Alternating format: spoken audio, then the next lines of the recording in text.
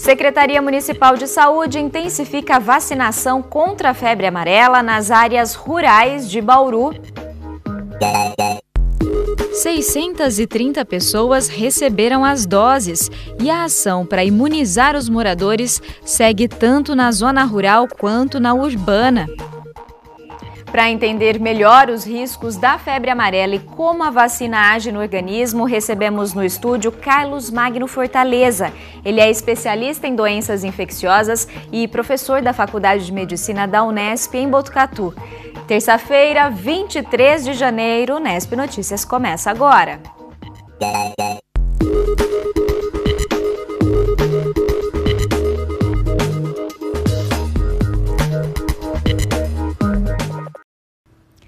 Boa noite. Desde que a OMS, a Organização Mundial da Saúde, passou a considerar o estado de São Paulo como área de risco para a febre amarela, a procura pela vacina aumentou muito nos postos de saúde. E no último sábado, a Secretaria Municipal deu início à imunização de moradores da área rural de Bauru. 630 pessoas receberam a dose da vacina. Logo cedo, no centro de imunização, 48 enfermeiros e profissionais da área da saúde receberam os kits com vacinas e se dividiram em grupos para o primeiro dia da vacinação na zona rural de Bauru. No assentamento Canaã, o centro comunitário foi utilizado como ponto de vacinação. Durante toda a manhã, moradores procuravam o local e em poucos minutos já voltavam para casa vacinados. Foi o caso do Paulo, que gostou de não ter que se deslocar até o centro de Bauru. Ele não deixa de ficar preocupado, assim, né? Até tá pensando no pulso, já que veio até nós aqui no acampamento, assim, essa vacinação, já vou aproveitar, ótimo, né? A aplicação era rápida, mesmo assim gerava apreensão, principalmente nas crianças. Quem que vai ser o primeiro a tomar a vacina? O Luiz. Eu que não. Não? Não. Vocês estão com medo de tomar vacina? Por que você está com medo de tomar? Ah, é uma agulha. Na vez deles, só a Letícia foi vacinada. Os irmãos já estavam com tudo em dia. Como é que foi a experiência da vacina? Medo. Mas doeu? Não. A gente está vendo na televisão que tem muita gente morrendo, né? É melhor prevenir do que remediar, né? Márcia também estava com medo, mas não era da agulha, e sim dos mosquitos, que podem transmitir o vírus da febre amarela. A gente mora aqui, é tudo verde, né? Mato. E Pernambuco tem bastante. É preocupante. A área rural de Bauru foi dividida em 12 regiões. A intenção da Secretaria de Saúde é vacinar pelo menos 1.000 pessoas. O que a Secretaria Municipal de Saúde quer? Justamente imunizar a população que está na área rural, na área que é na zona mais periférica da cidade, que é por onde as pessoas primeiramente podem ter contato com a febre amarela. Então a zona rural, como a transmissão ela é silvestre, ou seja, ela está na zona rural, a Secretaria Municipal de Saúde inicia a sua intensificação com essa área. São quase 3.000 pessoas que vivem na área rural de Bauru. No ano passado nós vacinamos quase 2.000 pessoas e neste ano a gente intensifica as ações de vacinação em 2 dias. Hoje, no dia 20 de janeiro e no dia 27 de janeiro. E durante todos os dias nas unidades básicas de saúde. A procura aumentou também na área urbana. Janeiro nem terminou e já superou a média mensal de aplicações contra a febre amarela, registrada em Bauru, que é de 300 doses. No núcleo de saúde, na região central, a todo momento tem gente procurando se proteger da doença. Estão falando, né, mesmo na TV, estão divulgando e talvez eu tenha que viajar, então já vou aproveitar e vacinar. As vacinas estão disponíveis em todos os postos de saúde da cidade. E segundo o diretor da Vigilância Epidemiológica, não há motivo para correria. Bauru tem hoje um estoque de 12.000 doses. E ao contrário de outras cidades do estado, elas não serão fracionadas e seguem a dose padrão, de 0,5 ml, que garante proteção para a vida toda. Mas vale o alerta, nem todo mundo precisa ou deve se vacinar. A vacina está indicada para quem nunca tomou, né? Então, para as pessoas a partir de 9 meses de idade até 59 anos. No momento, aqui em Bauru, ela está contraindicada para idosos acima de 60 anos, gestantes, mulheres que estão amamentando e pessoas portadoras de doenças imunossupressoras, como câncer, portadores HIV/AIDS, lúpus e outras doenças imunossupressoras. Seu Édio tem 60 anos e só foi ao posto depois da recomendação médica. O senhor nunca tinha tomado a vacina até então? Não, febre amarela não. E aí foi pela idade do senhor, foi no médico, fez tudo certinho? Como é que foi esse processo para vir tomar? Fui no médico, solicitei a carta, ele autorizou, ele mandou a carta e tá aí, tudo certinho. Como você viu na reportagem, no próximo sábado, dia 27, tem a segunda etapa da imunização na zona rural. Já na área urbana, todas as unidades básicas de saúde vão ficar abertas no sábado, dia 3 de fevereiro, das 8 da manhã às 5 da tarde, para intensificar a vacinação. Mas a vacina também é administrada normalmente durante a semana nessas unidades. Ainda hoje a gente volta a falar sobre a febre amarela e como a vacina age no organismo.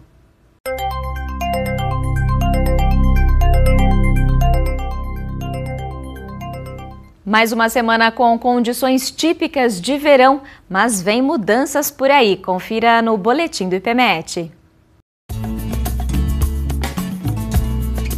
Esta semana nós ainda estaremos com o sistema de baixa pressão atuando na região, então o que é esperado é manter as instabilidades sobre o estado de São Paulo, mas esses dias as instabilidades serão mais no período da tarde. Do período da manhã teremos aberturas de sol, à tarde aumenta a temperatura, com isso aumenta a nebulosidade e as ocorrências de chuvas, aquelas pancadas típicas de verão com forte intensidade, e localizadas.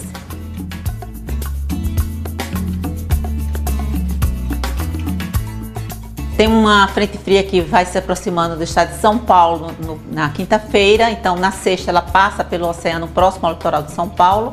Com isso, aumenta a nebulosidade, as instabilidades sobre o estado. Então, fica com mais coberturas de nuvens e com chuvas a qualquer momento. Então, isso na sexta, no sábado e no domingo.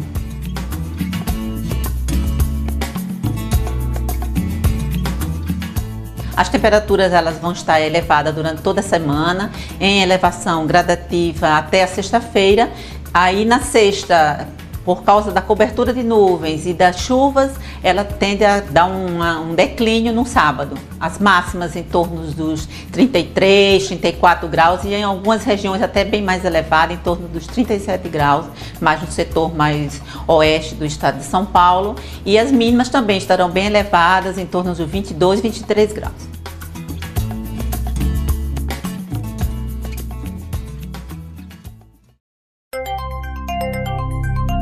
Quarta-feira amanhece com tempo aberto na maior parte do estado de São Paulo. Ao longo do dia, a nebulosidade aumenta e pode chover em pontos isolados.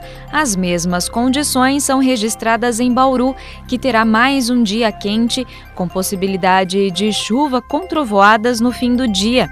Neste momento, a umidade do ar está em 37% e os ventos são de 7 km por hora. A temperatura mínima hoje foi 21 e a máxima bateu os 35 graus. Amanhã, os termômetros variam entre 22 e 34 graus. As inscrições para o SISU, Sistema de Seleção Unificada, começaram hoje e vão até a próxima sexta-feira, dia 26, exclusivamente pelo site.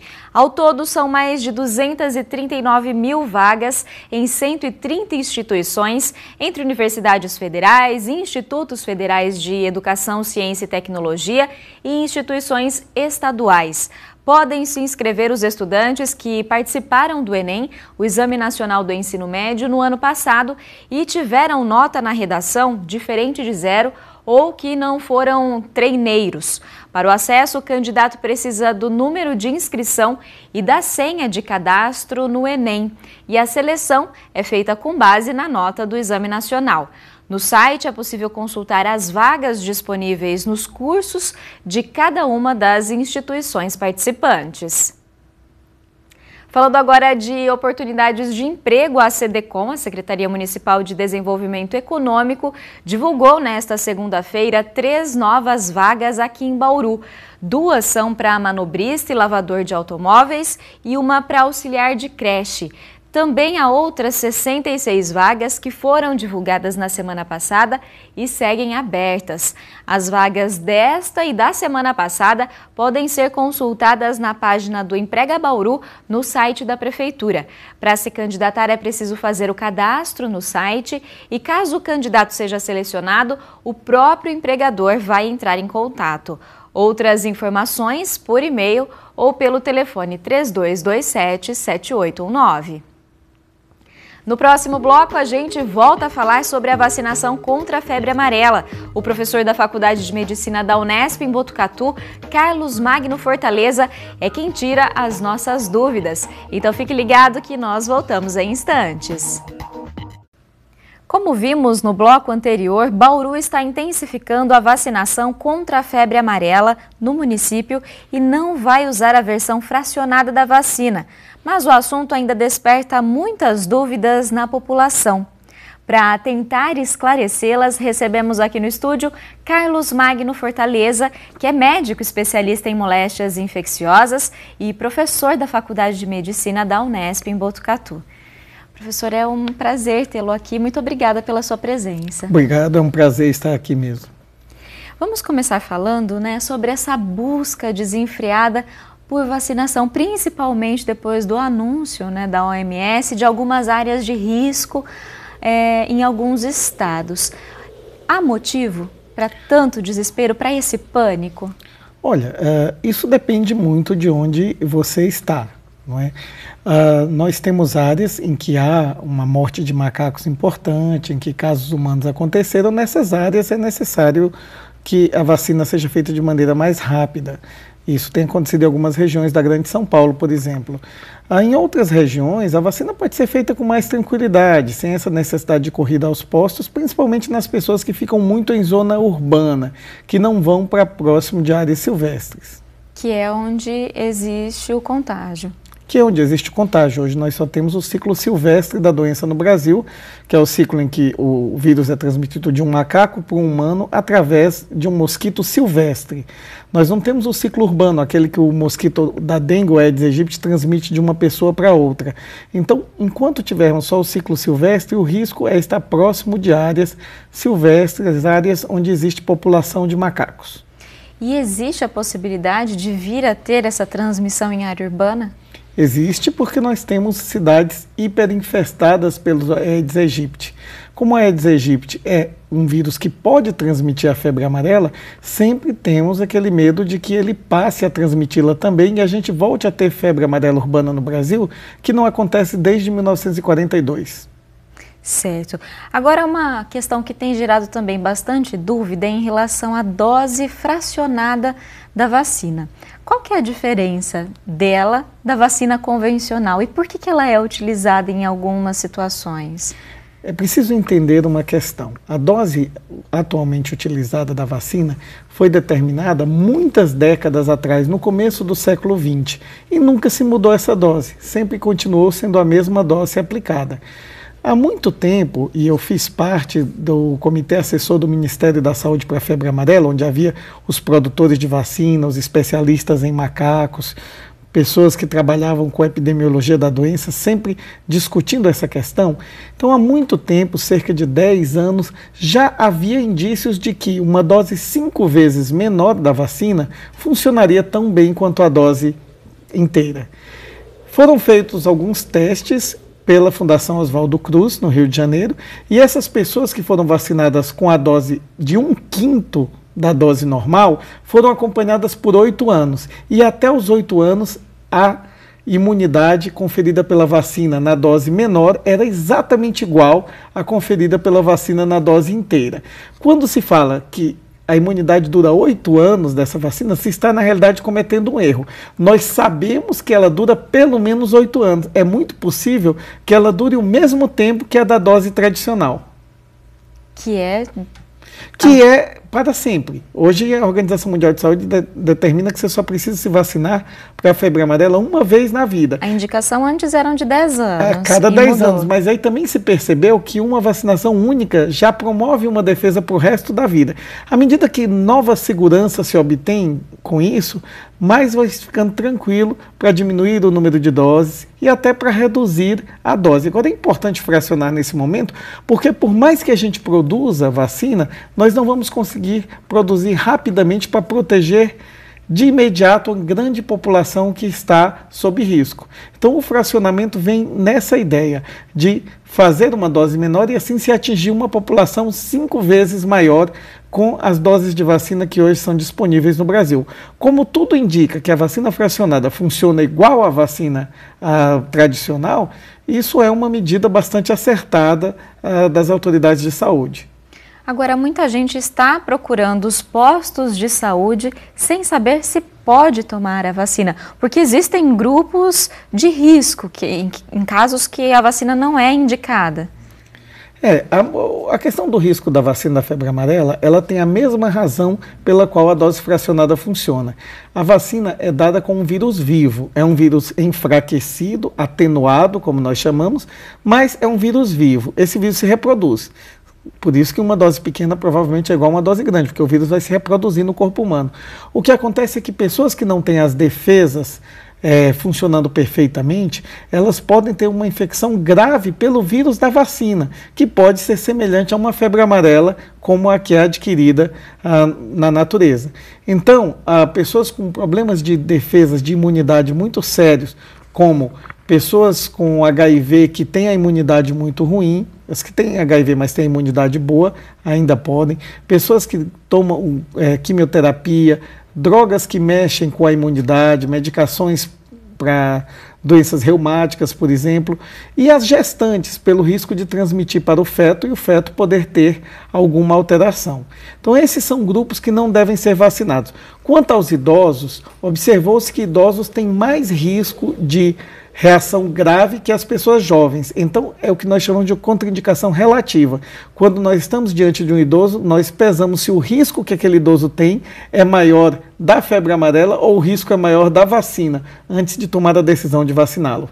E aí, nesses casos, há outras formas de se prevenir contra a febre amarela?